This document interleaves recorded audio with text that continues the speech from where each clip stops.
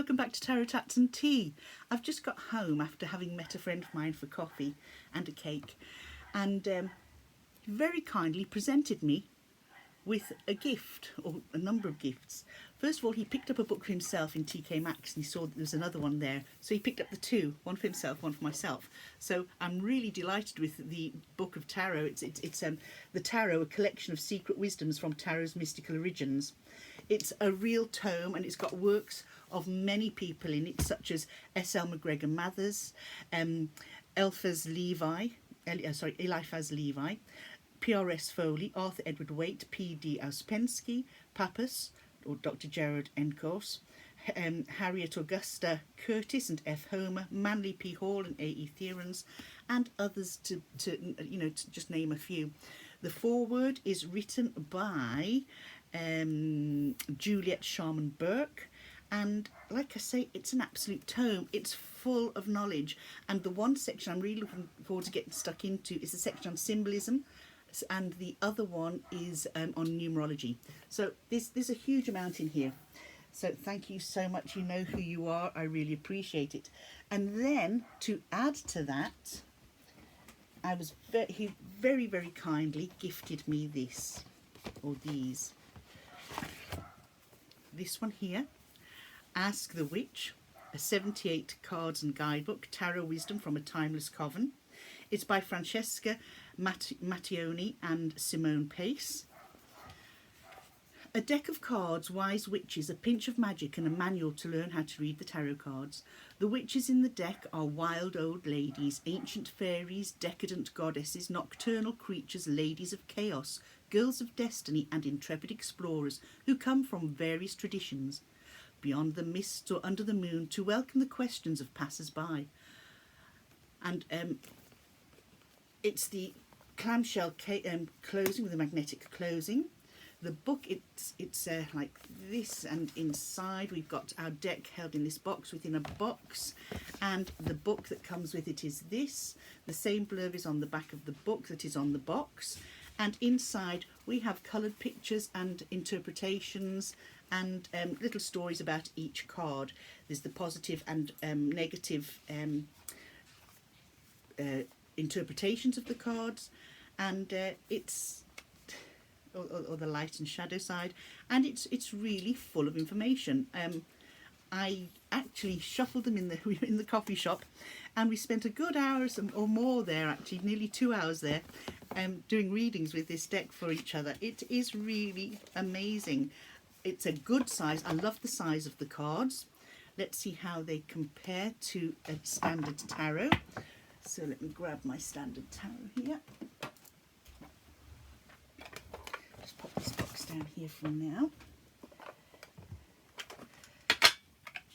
They are big cards, like I say, and you can see how much bigger than the standard card they are. They're about 1/2 centimetre all the way around. Yeah, I'd say about a good 1/2 centimetre right the way, so width ways and height ways, okay? And you'd be surprised at how much of a difference that 1/2 centimetre makes on the size of the card when it comes to handling them. But as you know, I love big cards, so this is an added bonus for me. Let me just pop that there. Bear with me a second, sorry, while I pop those back. My poor RWS 2.0 is looking rather tatty, but I don't want to replace it. I love it so much. So yes, we were doing readings with these cards. They're not in order because, like I say, we shuffled them in the shop and and sat at our coffee table, really involved in our cards. And my door's swung open. The dogs are out and about. Those are the backs, okay, like a little maze on the back, and it's a sort of a dark blue and paler blue. Cardstock is nice. It's a firm cardstock that's slightly pliable. You're able to shuffle normally with them hand over hand. You're able to do fast shuffle, slow shuffle, and you're able to riffle with them as well. All the cards, all the images on here are a variety of different witches and elf-like people, and you know, they read really well. We did a 3-card reading first, then I did a Celtic Cross reading for each of us, and you know, they were absolutely bang on, and it was really good. So this is the sort of imagery of these cards. I won't go through the whole deck because I've got other things to show you here today as well. That light that I've put there works nicely, except when it's on. Oh yes, it's a slight gloss on the cards, as you can see. This is the King of Wands. That fiery head on the King of Wands and the links in the background. Hey Sam, are you getting the wind chime there? Are you, Chester? Chester's knocking the wind chime. The lovers. Hold on, Sam, I'll talk to you in a sec. Let me just do this. I love you too, sweetheart. I love you too. I'll pick you up in a minute. Hold on, Sam. And here we go, the Queen of Wands. The King of Cups, I think, is just superb. Here you go. Not really having a particularly good day, that King of Cups, but it's going to get better. Being a little bit over emotional, I'd say. The Knight of Cups. Our knights are all on birds, which is lovely, and even though this is the Knight of Cups, with the beak on the bird here, I would have said that would have been the Knight of Swords, but no, it's the Knight of Cups. You can see the cup in the knight's hand as she's ready to take off across the skies. Here we have the Knight of Wands, more like a goose that is flying on the back of. The Death card is something else, I have to be honest. It's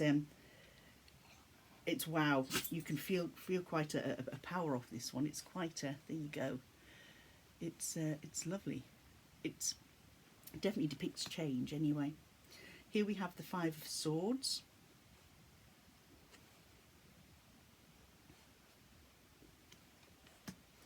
The Ten of Swords, and this Ten of Swords, it's almost like a photograph has been taken from above, seeing the person lying prone, but this time they're lying sort of that way from us and not sort of vertical, not horizontal.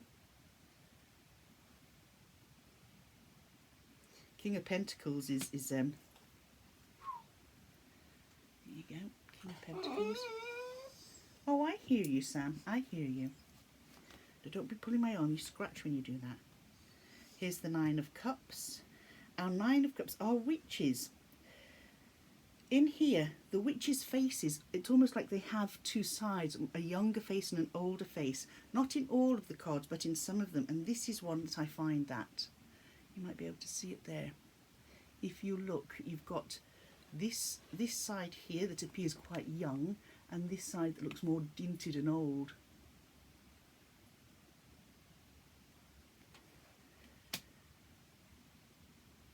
Here's our Five of Wands.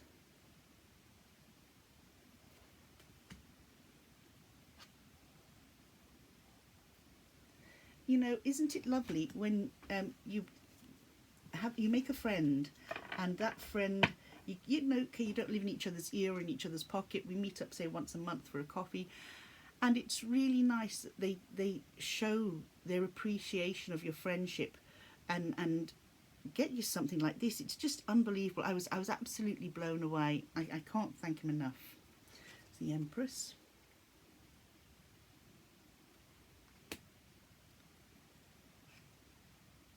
There we go. That's our Nine of Wands. Here we have our Moon card. I like this Moon card. It's like myself and my neighbours when we go out to the beach on a full moon. Here we have the Two of Wands. Now the Two of Cups is something else, I have to say. It's actually quite deep, maybe a little bit dark. If you can say there's a dark sort of undertone with the card, I'd say the Two of Cups in this case has that little tinge of darkness. And look at the eyes of the owl. It's an owl in this card. The blood pouring from the eye sockets. We'll have to have a look what the significance of that is. Let's see if that does tell us in the book. So we want the cups. And we have the Two of Cups here. Strong ties are formed in the Two of Cups where two figures meet and share a feeling. The nocturnal wisdom of the owl descends into their cups like blood, the liquid that holds the soul and gives life to the body. It takes the shape of Hermes' staff, indicating unity and conciliation between opposites. What happens in this card may last a moment in the world outside, but it will intimately affect the players. The meeting may be one of love, of friendship, or of mutual recognition of spiritual affinity. Wow, isn't that deep? That has to be the deepest two of cups that I have come across. So you can see where the blood and the owl make the Hermes staff. Okay, we look there. Okay. But the blood pouring from the eyes of the owl indicates its nocturnal wiseness and information and it's learning in the dark, isn't it, really? This Two of Cups isn't open in the daylight. This is things being put together sort of quietly behind the scenes, so to speak.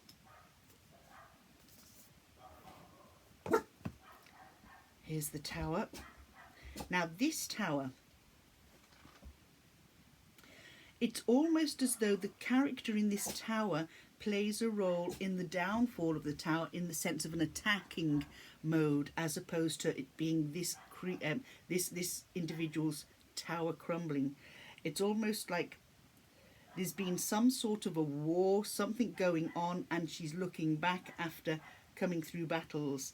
But you see, the character's not lying prone on the ground, not falling from a tower, but battling. And I do feel that this one here is saying to me that the tower is crumbling, but this one has the strength to build anew. Or this one took down a tower of probably ne'er-do-wells who didn't have her best interests at heart and is wreaking havoc, is almost playing karma. But I'm not sure. We'll see what the book says. That's my interpretation. Let's have a look at what the book says about that. It's really good when you have these different cards. Now, each person in here, okay, this is a god, okay, Oya. The tower crumbles, and that which was once stable is no more. That which we built has not stood up to the test of time and events. Something within us has fallen and cannot get up again. The tower is the symbol of ruin and desperation, yet something has been freed. The walls that impeded our vision of the cosmos are gone. The beliefs that were consuming us are demolished. Oya is one of the Orisha, the godlike spirits or creatures in the folklore of the Yoruba people of Nigeria. Oya appears without warning, bad-tempered and ferocious like the wind. She commands tornadoes and floods and other natural disasters. She lights the fire of lightning bolts and knows how to wield a sword. She watches over cemeteries and can transform herself into a terrible red buffalo that makes the earth shake. But at times destruction leads to regeneration, as her story shows us. Another Orisha, Ozonim, discovered that the squash was wanted to leap. Good grief, what did I say? Do you know, I do need to get my glasses replaced. Another Orisha, Ozonim, wanted to keep a squash full of medicinal plants all for herself, but Oya discovered that the squash was hidden at the top of the very tall tree. She unleashed winds that scattered the plants on the spirits that were under the tree, increasing the healing power of the herbs that could then be shared by everyone. Like the storm, the tower disturbs nature, which is the only way that the life cycle can be renewed. At times it is much more damaging to resist change than to accept it. So, as we said, it was somebody wreaking revenge, breaking down the tower of both of those that have done her wrong, or that she deems to have done wrong, but she's rising up like karma to sort it all out. And like it says, you know, things that fall and no longer serve us, it gives us a fresh look. It removes obstacles and it gives us a foundation to rebuild. So the positive are renewal, higher learning and liberation, and the reverse, collapse, devastation, crisis, danger, materialism. Well, we were not far off wrong there, were we? Here we have our 6 of cups.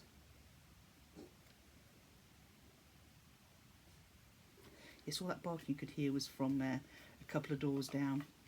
Yeah.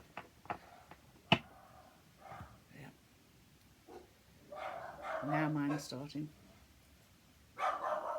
Sam, stop. 7 of swords. And so you can see, I like the High Priestess in this. You've got the sort of, I'd say the mother and crone as the maid, rather than the maid mother crone here, although it's like a morphing. If you look at the face again, I'll try and hold that close to the camera so you can see that. Unreal, isn't it? Beautiful. So that's this deck. This is the Ask the Witch tarot deck. It's stunningly beautiful. It's a lovely read, and we had some fun today in the cafe looking at it. Now, the next gift that I was given, and I've actually said what I'm going to do. I'm going to give a deck that I have here, because this one was a sort of a Christmas gift, belated Christmas gift, and this next one was one that he just said, well, he saw it and thought of that, oh, I know who that'll sort, who'll make the most of that, and this is it. Sorry. Chester, stop. Chester, come here. Here he comes.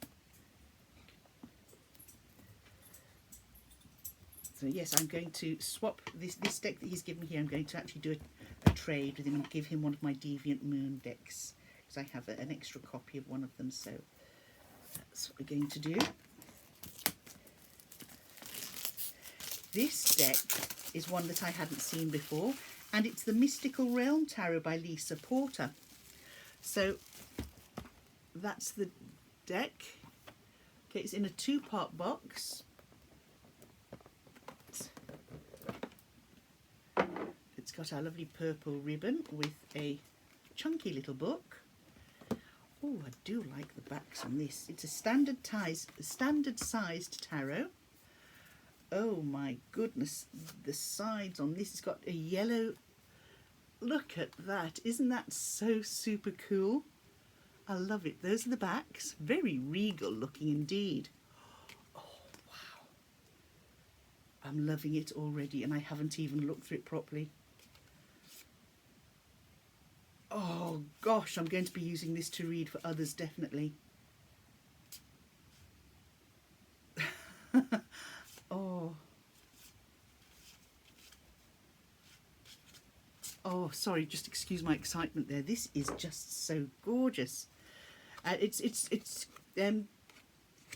just like your cardboard, just your smooth cardboard.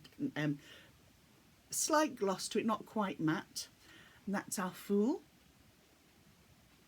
Isn't that gorgeous? I do like it. I like it a lot. This is the Magician. The cardstock reminds me of the cardstock of the Hanson Roberts. Not quite as thin. The High Priestess. Oh my God. The High Priestess reminds me. Has anybody seen the movie The Nun? She's behind you. Oh my God, imagine if I looked up someone was behind me there. I think I'd actually, well, you'd have to call an ambulance. There you go, the Empress, sorry. She's a rather sultry figure, isn't she? Oh, here's our Emperor. He looks mighty regal. The Hierophant.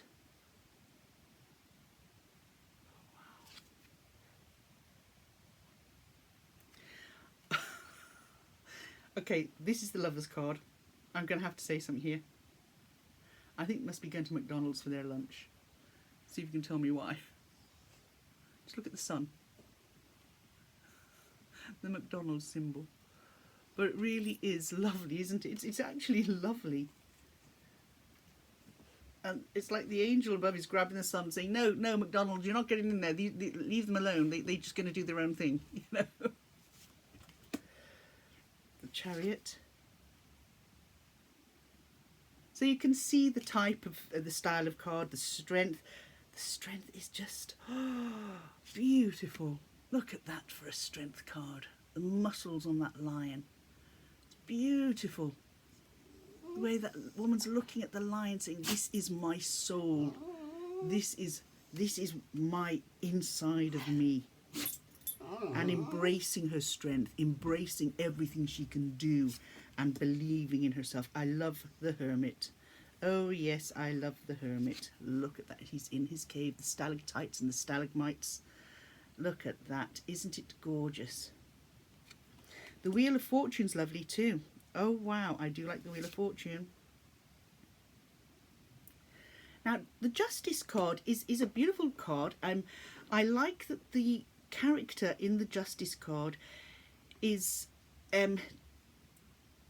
cloaked in green, and on her head there's like a third eye, okay? And this isn't like blind Justice. There's no cloth around the eyes. This Justice card has the scales balanced, has the sword, almost like the sword of Damocles is going to come down and deal out justice as necessary. There are roots here that are, you know, it's like, oh my gosh, it's just like everything is earthy. It's also ethereal, earthy yet ethereal, with the skies behind. It's almost as though this Justice is saying, look, you can't see beyond here. You'll see beyond here when I allow you to. Almost like we would normally get with our High Priestess. Let's have a look. Let's do a comparison here. Yes, see, almost like a background that you'd usually see in the High Priestess, as opposed to this sort of background, okay? But just have a look here. The green for growth after the truths have been revealed and justice has been served. The all-seeing eye. And, you know, when we get to this point in life where we feel justice needs to be, you know, served, and once it is, growth can begin. And again, with the Hanged Man has this eye across his chest, and again, you know, we're looking at things from a different perspective, an alternative perspective, you know. But in this, we have, you know, we've got snakes and bats, creatures of the dark, snakes that can sometimes be seen as slippery individuals. Watch out for them, you know.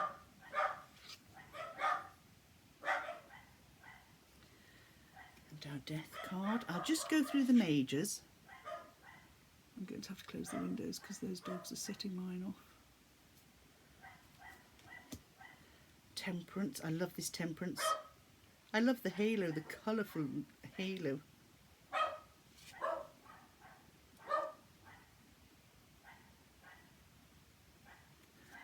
We've got our Devil card here. Oh, this is some Devil card. I don't know if any of you have heard of, oh gosh, the house in Wexford. What the heck is it called? Something Hall, I can't remember. But there's a story of a devil in this that visits this house, and he leaves a hole right through the ceiling. This is how I envisage that devil to be. It's like he's howling at the moon. I've got you, you're staying here, you ain't moving, type of thing. The Tower.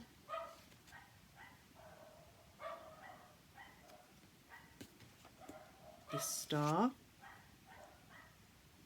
I do apologise for all the dog barking. It's a daily thing here, so you get used to it.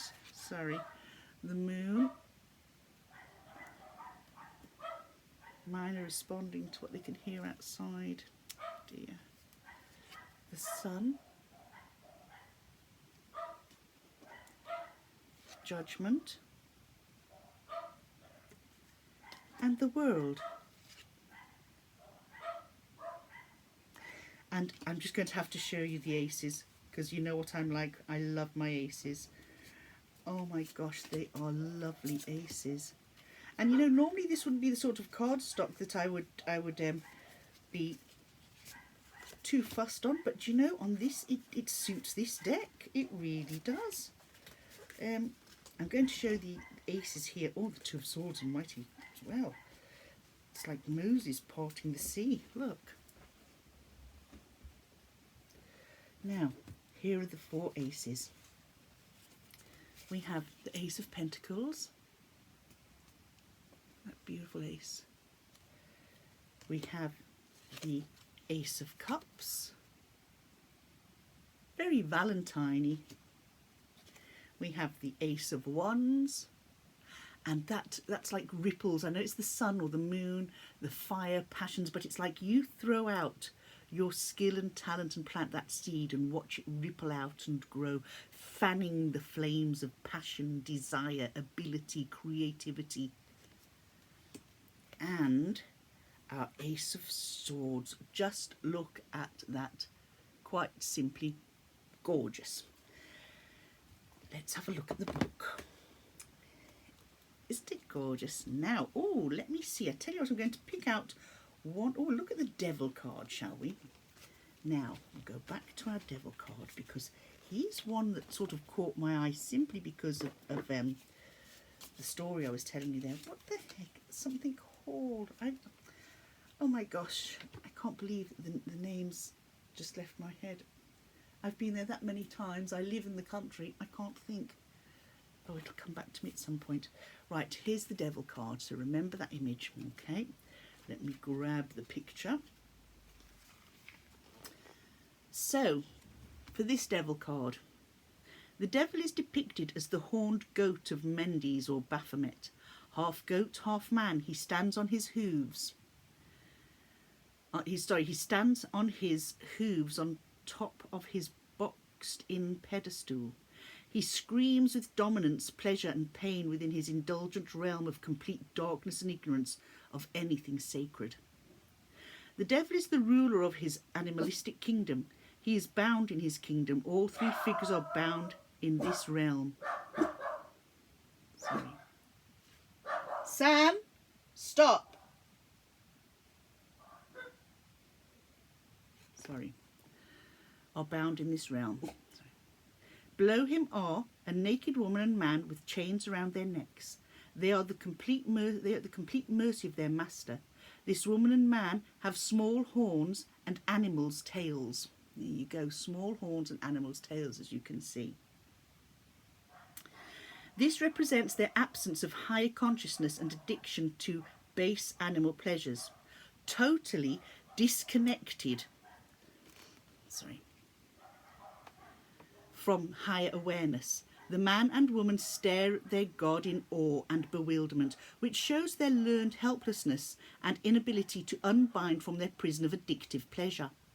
The Devil has total dominion over his realm, which offers endless pleasures, addictions, and all excess that bind. The Devil appears powerless to exit the pleasures that bind him, and his slaves appear powerless to unchain themselves from the Devil. The Devil has enormous bat wings, which shows he metaphorically sucks the creative lifeblood out of his victims of prey. He is a demigod, ruler of the flesh. On his chest he has the inverted pentagram. This symbolises he is owned only by third-dimensional materialism and pleasure, and has no concern or comprehension of anything divine. All is fair game in his bounded kingdom. Higher frequencies of consciousness are forbidden in his realm.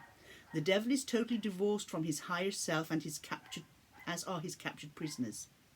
The Devil's kingdom cares solely about hedonistic pleasure, and that is all he and his worshippers can energetically embody. So for upright, we have excessive self-indulgence, sexual lust, physical pleasure, temptations, materialism, addictions, oppression, powerless, psychological imprisonment, and learned helplessness. Reversed, releasing addictions, detachment, freedom, developing higher awareness, and reclaiming personal power.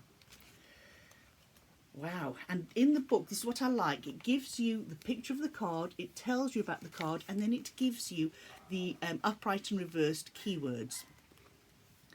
So people, this is the Mystical Realm Tarot by Lisa Porter. And what I like, look on the inside of the lid, embark on your path to awareness. Isn't that lovely? Let's see what the deck is like to shuffle. Oh my goodness, I can't get over these yellow sides. I think they're absolutely gorgeous. I just cannot get over the generosity of my friend. It's fantastic and so kind.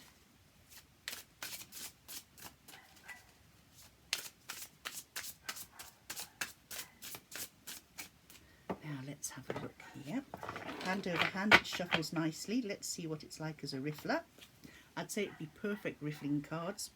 Oh, yeah. Perfect riffles. Perfect riffles. My bridging there wasn't great, but it was there. Let's have a look again. We'll try once more here. There we go. So these are gifts that were given to me today. Absolutely, totally as a surprise. And to be quite honest with you, I am very, very grateful. It's beautiful that I was even thought of, you know, for these gifts. It's brilliant. I'm going to pop them into their box. I love the backs.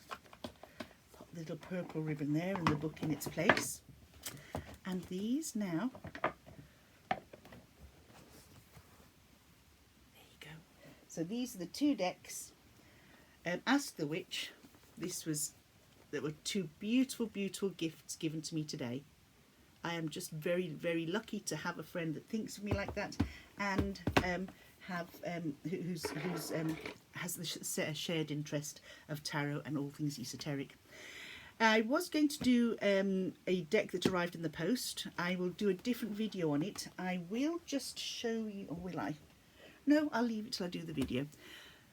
So take care, everyone. I thank you for being here with me today. Thank you for letting me share my gifts. And you know, I'm just blown away. I'm absolutely blown away that somebody would be generous enough to get me these three things. We were going for a coffee and I ended up coming away feeling like it was Christmas all over again. It was lovely. Absolutely lovely. So folks, take care. I hope what you're doing today is you're having a lovely day. We have an adventure of our own tomorrow, and looking forward to that. And I shall have a video made to share with you of my upcoming adventure, and I look forward to sharing it with you. I'm going to go ahead. I've got this afternoon to make this other video, and then I'm going to make a VR to Simon from the Hermit's Cave of Journey Through Tarot. So look out for those, and I'll see you again very, very soon. Bye now. Oh, by the way, I am sorry about all the barking today.